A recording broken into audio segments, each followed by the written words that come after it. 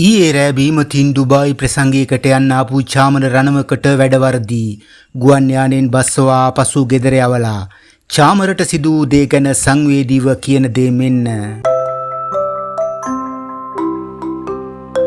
ජනප්‍රිය ගායන ශිල්පී චාමර රණවක ඊයේ රාත්‍රියේ ඩුබායි ප්‍රසංගයක් සඳහා කටුනායක ගුවන් තොටුපළින් පිටත් වීමට නියමිත වූ ශ්‍රී ලංකා ගුවන් යානයෙන් ඉවත් කර ආපසු හරවා යවා තිබෙනවා.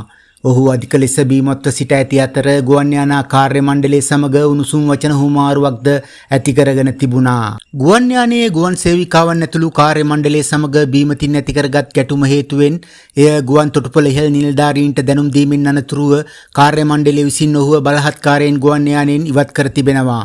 ඉන්පසු ආගමන විගමන නිලධාරීන් වෙත බාර දී ඇති අතර ඔවුන් විසින් ඔහුගේ ලියවිකිලි පරීක්ෂා කර අවලංගු කර තිබෙනවා.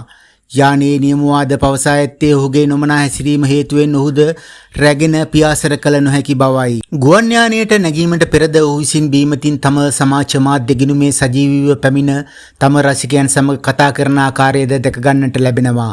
ගැටුමෙන් පසු නිවසට පැමිණි චාමර රණවක තම සමාජ මාධ්‍ය ගිණුමේ මෙසේ සටහනක් පළකොට තිබෙනවා. ඔබෙත් අඩුපාඩු ඇත, මගෙත් අඩුපාඩු ඇත, සර්ව සම්පූර්ණ මිනිසුන් මෙලොව නැත යනුවෙන් සටහන් කර තිබුණා.